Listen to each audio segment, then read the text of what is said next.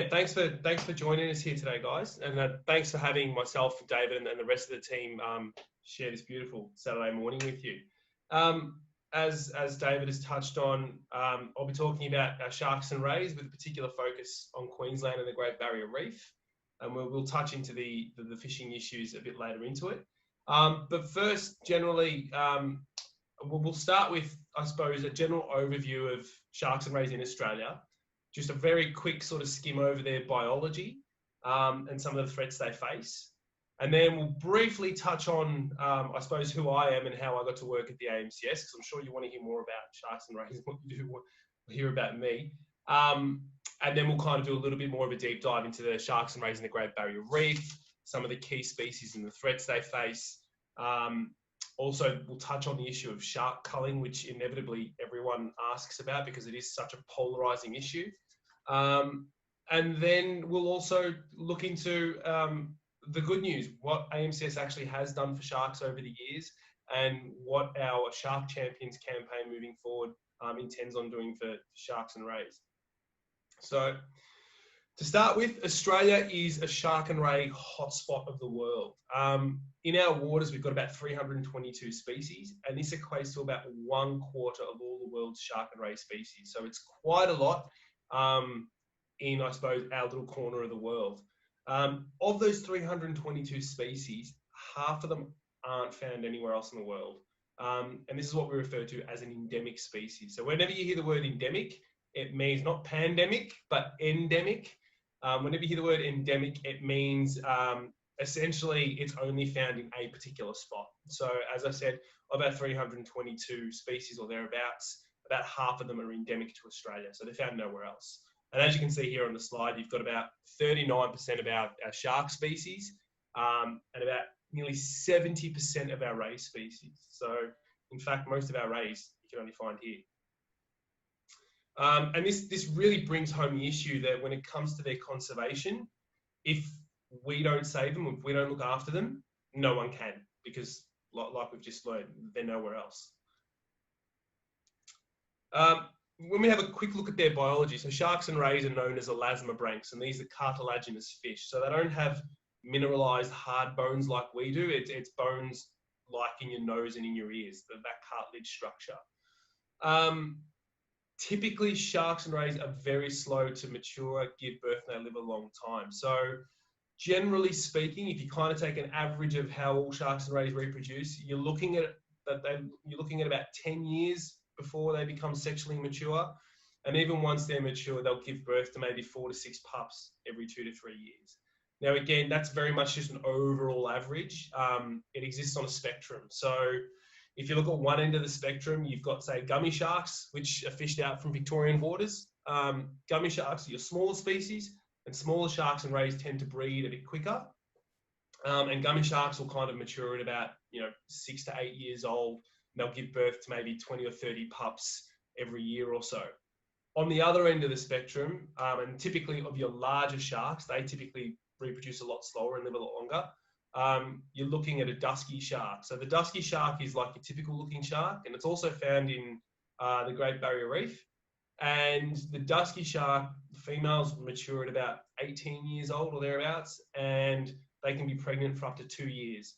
And then once they do give birth, they need another year just to recover from that. So when we talk about overfishing and the threats sharks face, you can see how we can fish them faster than they can actually replace themselves.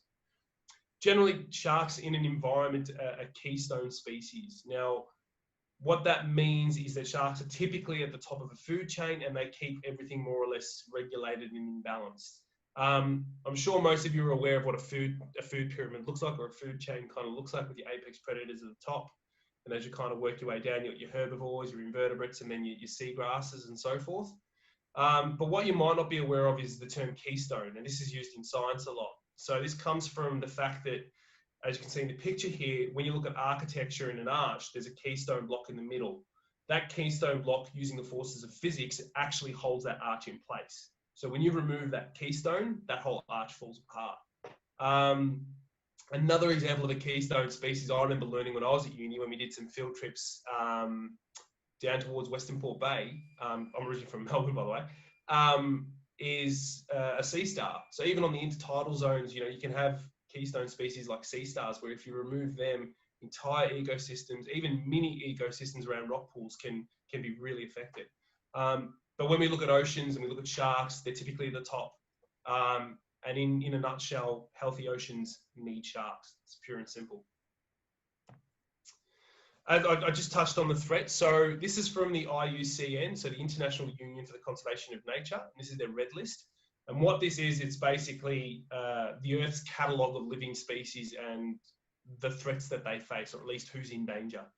When we look at sharks and rays, in terms of marine life, second only to reef corals, 30% of them, of all species, are at risk of extinction, and that's the highest form of any marine life. To put that into even more context, mammals are at 26. So when you consider lions, bears, you know, even kangaroos and some of our threatened animals, mammals as a group aren't as threatened as sharks and rays. But I call it tragically, sharks and rays, in a general sense, are often somewhat ignored because, you know, they live in an ocean, they live in the deep water, we don't know a lot about them, and they're out of sight and out of mind. So there really is this importance in terms of our ocean health to really look after our shark and ray populations. And as I said, the main threat is commercial fishing. But aside from that, you've also got added threats such as water pollution, coastal development as our cities grow larger as well. I've just checked that I haven't missed anything. I'm pretty sure I haven't. Yeah, sorry, I should also touch on, and this is a really cool fact, and that is that sharks and rays have been on the Earth for about 400 to 450 million years. So that's longer than the dinosaurs. They've survived 5 mass extinctions. But in all their history, it's probably only in the past 100 years or so since we've started mass industrialized fishing that they're starting to face the threat of extinction. So I remember trying to do a calculation where if I put 450 million years in terms of a 24-hour clock, if we look at commercial fishing, say in the past 120 years, that equates to, from memory, less than 1/100th of a second. So if in 24 hours, in less than 1/100th of a second, we've managed to nearly bring an entire group of animals to its knees. So it really is important that we do look after our sharks and rays. So a little bit about myself. I remember when I first applied for the job, I said to myself, I said, what the fruit is a bloody shark campaigner? I had no idea. It's the strangest job title I'd ever heard, but at the same time, the coolest. So what my role is at AMCS is similar to David's. I'm a campaigner. So I'm that middle person between the science and the research and the scientists, and also the public and communication awareness and government. My background, I did a PhD at Monash University studying sharks and rays, which I finished up in 2016. So I consider myself quite fortunate in that, you know, for the lack of a better phrase, I can speak the science and understand the science, and then have the ability to translate it and communicate it to the broader public and government and deliver change. So with all the issues that go on in our fisheries and our oceans, again, we communicate with scientists, we understand the picture, we understand what has to happen, where the threats are, how they can be addressed. And then my role is to then communicate this to the public, raise awareness to people such as yourselves, get you guys on board, and also communicate these issues to our governments and our state governments and say, look, this needs to change. We need to make these laws. Fisheries have to operate this way. And I should also mention that we do work a lot with the fishing industry as well. So we talk a lot within fishing groups. And again, it's a matter of how do we move forward into the future and ensure that our fisheries remain healthy, and at the same time, you know, people can still enjoy seafood moving forward. And as is quite obvious, my perspective is very much from the sharks and rays. But generally speaking, if you look after sharks and rays in a fishery in terms of how it operates, in a general sense, you're pretty much looking after everything else as well. So it's kind of a poster child where we can use sharks and rays to deliver really good outcomes for a range of other species as well. In terms of how I got to AMCS, as I touched on, I did my PhD at Monash University. I've always, since I was a kid, had passion for sharks. I drew them, I tried to read every book I could, and I really loved science as well. So by the time I got to uni, I put the two together. I was like, marine biology, too easy, done. Let's give this a crack. And then I was lucky enough to pursue a PhD project where I looked at how commercial fishing affects shark and ray populations. And then once that had finished up, I was looking for work, and I hadn't really found work for about 6 or so months, and I was getting quite, to be honest, quite depressed about it. And I remember sitting at my table and chair one afternoon on Sunday, and I literally typed in sharks, fishing, jobs, because they were the three things that I needed or knew about. And the job for a senior shark campaigner was the first thing on Google. So it's amazing what you can find through Google sometimes. And yeah, I read the job description, it ticked all the boxes, and I'm very fortunate enough to be here and do what I'm doing. So that's how I got here. So as David was saying, the Great Barrier Reef is facing the threat of climate change, but there's also fishing issues as well. But before we get stuck into that, in terms of sharks and rays in the Great Barrier Reef, we're looking at about 134 species that call it home. And as we talked about earlier in terms of the food web, sharks are critical to the reef's health. There are studies that show that the number of sharks also influence the number of fish that are around a reef, the size of fish that are around a reef, and in a nutshell, without sharks, our reefs are poorer for it. And this flows on to tourism. People want to see colourful fish, they want to see a lot of fish, even some people who enjoy recreational fishing like I do. You want to go out and responsibly fish and know that there's going to be fish there. So sharks are really important to that as well. And also having sharks on the reef, a study from a few years back showed that they're worth about $1.9 million to tourism, shark diving. So keeping sharks alive is also economically a good thing as well. And it allows people to connect with the ocean and to experience it in all its wonder. And as I'm sure you're aware, Great Barrier Reef is home to some of the most iconic species that we know of. Everything from tiger sharks to manta rays, including the world's only pink manta ray, who's been nicknamed Inspector Clouseau from the Pink Panther. From memory, the pink manta ray floats around Lady Elliot Island up north in the Great Barrier Reef. But yeah, some of the most iconic species: tiger sharks, black-tip reef sharks, manta rays, whale sharks, even. And even some white sharks often sort of flow through there as well. So it's this vibrant, biodiverse, rich hotspot on the planet that really needs to be looked after. And the way I address it in the Great Barrier Reef is through the lens of commercial fishing. So let's look at the scalloped hammerhead in particular. Now, the scalloped hammerhead as a species occupies sort of the subtropical and tropical regions of the world, and including Australia. So everywhere from about New South Wales right around to the northern sort of parts of Western Australia. Now, the scalloped hammerhead at the moment is critically endangered, and they're getting particularly hammered, pun intended, in the Great Barrier Reef.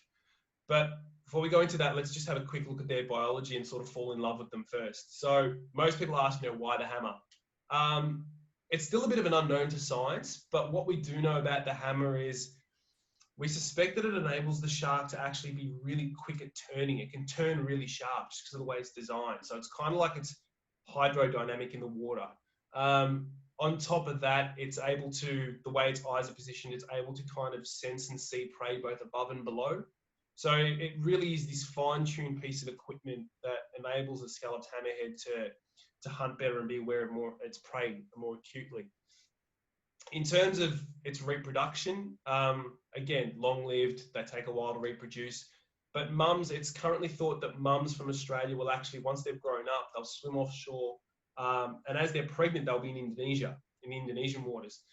The danger about this is that Indonesian fisheries generally are a lot more poorly managed than Australian fisheries. So mums are quite vulnerable to being caught there. But for those mums that do survive their pregnancy in Indonesia, the thinking is that they actually sometimes would come home and perhaps to the very same beaches that they were born in to give birth to the pups themselves. And this concept of, they call it natal philopatry, which basically means being born or giving birth to pups in the same place you were born. It's actually reasonably common in quite a few shark species. So the thinking is that big adult mums born in Australia head over to Indonesia, and when they're pregnant, they come back and they give birth back in the beaches that they were from.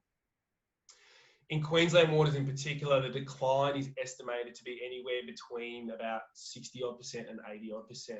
It's quite broad because, again, we don't know too much about the scalloped hammerhead, and the data that we rely on historically, and even at the moment, is pretty poorly recorded. And that goes to speak to fisheries management, so how we operate our fisheries throughout the years. And obviously, the better data you have, the more informed you can and more sustainable you can make your fishery. The poorer the data, the poorer it's going to be, and the environment's going to suffer for it. But to our knowledge thus far, we do know, and globally at least, the scalloped hammerhead is in really big trouble and they're critically endangered. In the Queensland context, Queensland, this might be a bit of a shock to you, but throughout the entire east coast of Queensland and the entire breadth, or the length, I should say, the Great Barrier Reef, there is a gillnet fishery.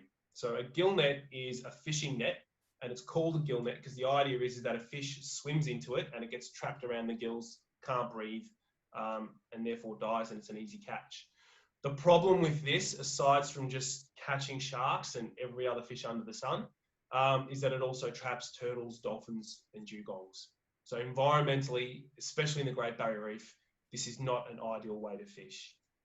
With respect to the scalloped hammerhead, they're really, really vulnerable to nets, purely because of the shape of their head. So again, the theory is with nets is that although they don't select for what kinds of animals get caught, they select for the size of animals that get caught. And by that, I mean, when it comes to fish, because of the diamond shape and the way fish are shaped, smaller fish swim through the net and bigger fish bounce off the net. And that ideal size range that you're looking for, depending on how you shape your net, is what gets caught. But with the hammerhead, because of the shape of their head, adults, kids, the whole size range get caught. And hammerheads are really, really sensitive to capture, and about 8 in 10 of them are going to be dead. And the science shows 8 in 10 are going to be dead by the time they're brought up.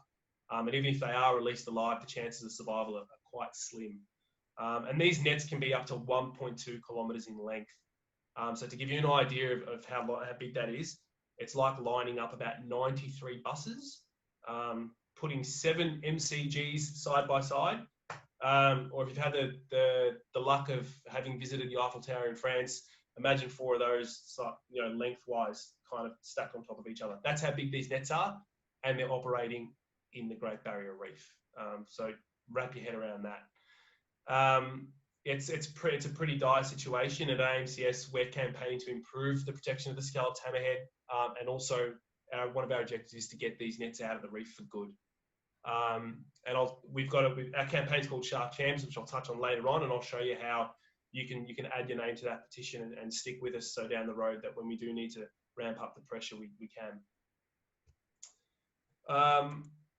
The other thing in Queensland is shark culling. Now, this is a very, very, very polarizing issue. Politically, it's very, very sensitive, in the sense that politically, no politician is willing at the moment to abandon shark culling, because they fear that if they do it and someone gets bitten, then their colleagues within Parliament are going to use that against them. So it's very much a political game. That's the general political sentiment around shark culling. Environmentally, shark nets catch whales as well as a range of multiple other forms of marine life. Drumlines, the same, can catch dolphins as well, and a range of other sharks that are more or less non-aggressive. And in terms of safety, again, it's quite polarizing, because you do have people that have misconceptions around drumlines and shark nets, that they do keep them safe, when in fact they don't. There's no scientific evidence to suggest that they do. So the Queensland government, historically, over the past 60 years that shark culling has been in operation, are running with this idea that the perception of safety is far more important than actual safety. And by that, I mean, they would rather have drum lines and nets out there so that it looks like everything's safe, when in fact it's not. And so to delve into the science a bit more, I'll give you a bit of context. So throughout the Queensland coastline, there's 383 drum lines, and these are giant baited hooks that hang in the water. And there's 27 shark nets. There's a map there on the screen's right. And that's just the Cairns region. and you'll notice that there's a slightly darker blue patch. That's in the Great Barrier Reef Marine Park. So even within the Great Barrier Reef Marine Park, there are drum lines. And just outside it, there are also drum lines as well. That'll also give you an indication that, you know, they're not this long continuous barrier. They're just put in spots. You could argue that they're put randomly in spots too. So that's the kind of physical layout of the shark control equipment. But from the science side of things, we've done some research, and with regards to shark nets, they're not barriers. They're nets that are about 180 odd meters long. They're maybe about 4 to 6 meters in depth, and sharks can swim under them, and other animals too can swim under them, over them. And what they've found is that with one study they did, they found that of all the sharks that were actually caught in the nets, about 40% of them were on the shore side. So that basically means that sharks were doing their thing. They were living in the water, chilling out, doing their thing while people were surfing, swimming and whatever. And then when a shark said, you know what, I'm actually going to go back and swim offshore, it got caught in the net. So came in fine, but then on its way out, it got caught. And so that's about 40% of them on the shore side get caught. So they're not barriers. They're just invisible walls of death, basically. And as you might have seen on the news recently, we had 4 whales entangled in 1 month, and 3 of them were in just as many days. So it's another thing AMCS is working on in collaboration with the Humane Society International as part of our Shark Champions campaign. And that is helping the Queensland government and New South Wales government move away from lethal forms of shark control into non-lethal forms. And by non-lethal forms, it's technologies like drones that can survey the air, that can alert people to any dangers. And they have the added benefit of actually helping lifesavers save people from drowning. And drowning kills on Queensland beaches about 20 people a year. So there's bang for buck there. There's other programs like smart drum lines where sharks get caught, but they then get, a message gets sent out to scientists. They then race out, tag the shark and release it. So we know where sharks move, and we've got stations out in the water so that they ping. So again, we know where they're moving, we know why they're moving, and at the same time, people are safer and marine life is safer, and we're learning more about how the ocean works. And an integral part of all this is community education. Informing people accurately about the ocean, about how it works, about the risks, about sharks, so that when people do go into the ocean, they're aware of things and they can make the decision for themselves. So after massive amounts of rainfalls in Queensland or New South Wales, it's wise not to go swimming near rivers after massive amounts of rainfall, because the science shows through tagging bull sharks that bull sharks will spike in terms of the numbers at river mouths, because the murky water enables them to hunt better, and there's more food available. So if you know that there's these conditions, maybe for the next few days, you know, don't swim there. But again, having a comprehensive education program or campaign, plus drones, and even shark deterrents like they do over in WA that people can wear, these are all ways we can get around it without having to randomly kill marine life for no purpose at all. So as I touched on with the whale entanglements, we recently did an action out on the Gold Coast beaches called Nets Out Now that we spelt out in surfboards. And we're hoping that in the very near future, for at least the whale migration season, the Queensland government will pull the nets out. But I suggest you guys hop on board. If you really want, you can ring the Queensland Fisheries Minister. If you visit AMCS's Facebook page under events, there's a Queensland Nets Out Now action, and that's got all the instructions you need, contact details, a script you can use to call the office. But yeah, stay tuned, because there's going to be some more action on that, and we're hoping for some very good news very shortly. And speaking of good news, you know, there is hope. We've got quite a few Sharky wins so far. In the past, AMCS has been able to secure habitat protection for the grey nurse shark. It's critical habitats on the east coast. There's only about 2,100 grey nurse sharks left, they suspect. Not in a good spot, so these habitat protections are really crucial for them to breed. We made live shark finning illegal. We were integral to that process. In 2018, we reduced the amount of, no, not 2018, a bit earlier than that. We reduced the amount of sharks fished in the Great Barrier Reef by 300 tonnes. So that equates to about 60,000 sharks. To give you an idea at the moment, in Queensland in general, fisheries are allowed to fish 600 tonnes of shark. So quite a lot. But yeah, so we managed to reduce it by 300 tonnes by law. and we intend on pushing that further and reducing it even further. And in 2018, we managed to secure 17,500 square kilometres of WA coastline and protect that from shark finning. And the added benefit to that is where those protections are, there are sea lion colonies. So we're also helping the Australian sea lion recover as well. And this touches on what I mentioned earlier, that sometimes, people might say, oh, but you're only looking after one animal. But actually that one animal is a bit of a poster child, and the effects of protecting that animal or that species or that group of animals actually extends to the broader environment. There's plenty of work for us to do. So if you guys are keen on helping out, you can join us at Shark Champions. So it's sharkchampions.org.au. We've got quite a few petitions on there, as well as an overview of some information about sharks and where they sit in the world and where they sit in Australia. So you can sign petitions there. And as the campaign evolves, we'll have more actions than you can take. Petitions are incredibly important. You might just think that they're just a signature, but politicians do take notice of them, and we get numbers in the thousands. So when we get numbers in the thousands, it gives us a lot of cred when we go to the politicians and say, look, this is how many people care. Things need to change. And the other thing you can do is also download AMCS's Good Fish app. So it's a sustainable seafood guide. And if you like your seafood like I do, this can help you make some informed decisions about what seafood is sustainable to eat. And so that when you eat your seafood, you're also supporting sustainable fisheries and looking after the ocean at the same time. And I always like to tell everyone that we humans, we are the greatest threat to sharks and rays, but it's also very important to remember that we're their only single hope as well. So if we can lift up our game, put up a good fight, we can protect our sharks and rays. So thanks, guys. Fire away with any questions you got. Thank you, Leo. So much. Oh my gosh. Oh, there we go. That's better. That's working for me now. Guys, if you've got any questions, type them into the group chat. That was awesome. I reckon you have the coolest job in the world, Leo. Coolest title. Definitely coolest title. I would like to get out of the water a lot more. That's the only thing I'm missing. I don't get out of the water enough. So I was going to say, this is a question I was wondering, but I wonder if everyone else is wondering as well before we go a bit more in depth. What does your day-to-day look like in your role, Leo? Good question. I like to group it in terms of 3 activities. So one activity is kind of stakeholder and community engagement.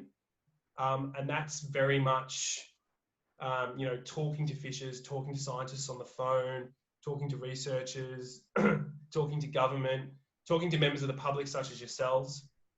So there's that aspect there. The other one is very much a communications role. So this is where I help write blogs or media releases whenever shark news comes up or there's an important thing I think people should know about. I also help out with our social media channels. So again, we can, as David said earlier, we can get the really complicated science and distill it into something that's really simple, easy to understand, and attractive to look at so that people really engage with it, whether that's a video or a social media tile. So there's engagement with the community. There's a communications aspect to it. And the third one is probably strategy. And by that, I mean, as being a campaign, you need to have a strategy. You need to know where you're going, why you're going there, who's involved, and constantly have that evolve. So the other part of my job is communicating with other members of my team, like Adrian and Sasha, who communicate next. So, hey guys, I've heard this update, this is happening. Or they'll inform me, and then we can adjust how our campaign, more broadly speaking, is going to tackle the issue. So community engagement, communications, and strategizing, and where I can, I get out into the water. So hopefully come August, now that the borders have lifted with here, I'm hoping to do some diving down at Julian Rocks and check out some grey nurse sharks. Oh, so I'll go for a dive as well. Nice. Now, Tiana, there's a couple of questions in the group chat for Leo, isn't there? Yeah, so Taryn really wants to know what's your favourite shark/ray species. Do you have a favourite? Yes, I do. I got two.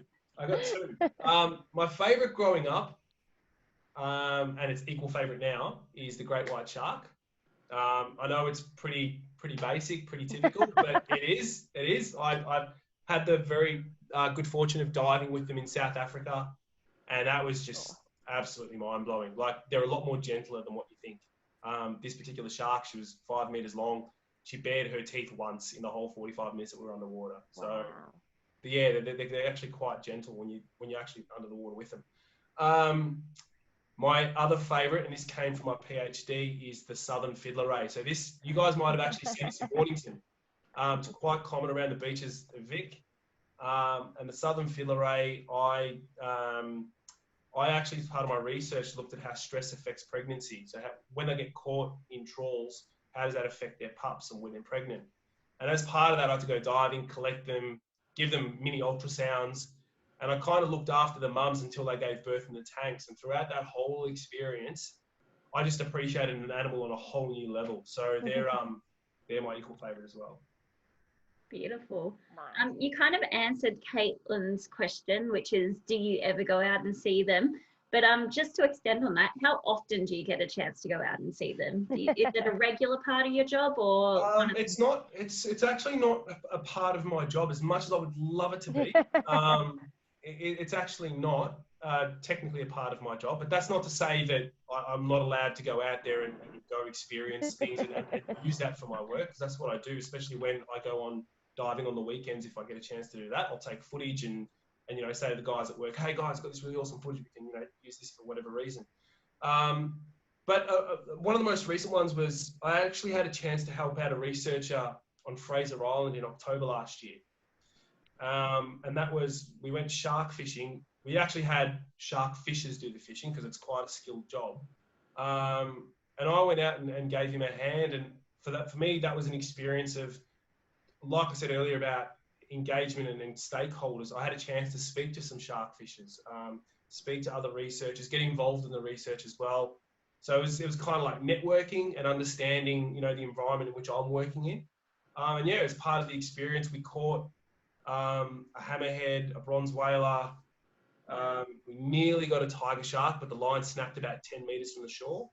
And when we caught them, we put tags on them and released them. So yeah, it's pretty cool. Bottom line is, if I get a chance to go out there, I'm going. Like, I'm dropping a pen and pencil and I'm going. So. That's great. We wish we can all get out more, but Victoria's a bit cold. We're all sort down here. There is that pandemic thing going on. Yeah, and that too, that pandemic. Before we let you go, Leo, I have one more question for you. You mentioned, and we see this a lot working at the aquarium and working with the community as well, that with sharks a lot of the time, they don't tend to get, I guess, the protection and the publicity they deserve because you said out of sight, out of mind. Yep. What do you think we can do ourselves to try and fix that? Like you guys mentioned, you have education programs going on, but is it just a matter of talking to people about sharks and the facts and the numbers, or everyone's got this perception, Yeah, so it is a tricky one because it's not like I mean, aquariums to start with, especially ones that are operated really well, like Sea Life aquariums. They're a great place to start because it's a chance for you to actually physically see a shark or a ray and what it looks like and how it interacts with animals around it. Mm-hmm. And even if you get a chance to dive with it, it helps kind of dispel a lot of the myths that you hear about them or a lot of the preconceptions that you might have. So that's a really good starting point. And then the next is, education and understanding the numbers, the facts, the figures, such as, 30% are facing threat of extinction. In Australia, we've got the scalloped hammerhead that's critically endangered, yet which I forgot to mention earlier, in 2018 in the Great Barrier Reef Marine Park, we caught about 3,000 of these scalloped hammerheads in nets from commercial fishing. And of those 3,000, they dumped nearly 2,000 of them. And again, most of these are going to be dead. So it's understanding those stories, those facts, those figures, so you can put your experiences into context. And then, yeah, the other thing is also, don't be afraid to contact a scientist or myself and actually say, hey guys, I've got an idea of what I would like to learn about sharks. Can you help me? That's what I'm here for. Because if I learn what other people want to know about or what other people think that they can do and their ideas, we can then together kind of make that happen. But in terms of something a bit more tangible, again, there's our sustainable seafood guide, Good Fish. And that, again, just helps you make choices that if you do want to eat seafood, you're making responsible and informed choices. And as a result, you can go home knowing that, the fish that I ate didn't come from a fishery that was hammering hammerhead sharks and dumping them overboard. But in short, I'm happy to send out my email details. I think you have them. to anyone who wants to ask any further questions, has any ideas about what they can do, whether it's in their local school group or whatever, I'm happy to help out. As I said, it's not even my job, it's what I do. And that is to get people on board, get them to care and actually make some positive changes out there.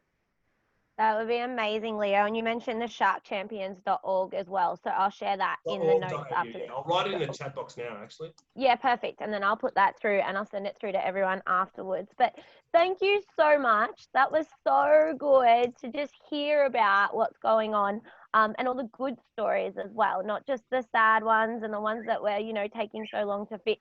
I mean, with the scalloped hammerhead, I was at the IUCN Congress in Hawaii 5 years ago now, 4.5 years ago now, and they were trying to help them then. So it's a slow process, but there's so many good things happening in the meantime. So we'll get everyone to jump on board that as well. So no worries. Thank you, Leo. Thanks, guys. Thank you. Awesome.